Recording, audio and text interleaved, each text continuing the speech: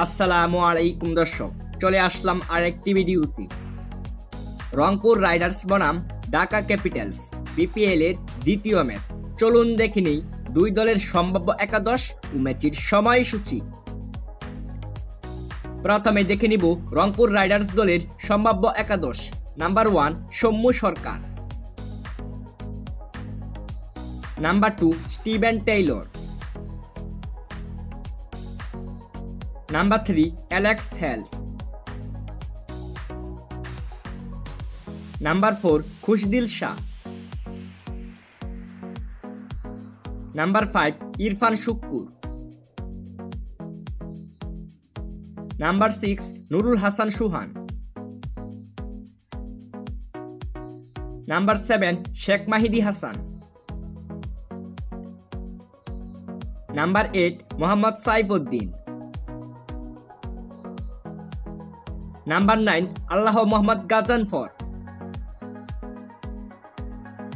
Number 10 Nahid Rana, number 11 Kamrul Islam Rabbi. এখন দেখে নিব ঢাকা ক্যাপিটালস দলের সম্ভাব্য একাদশ। নাম্বার 1 সাইম আইয়ুব,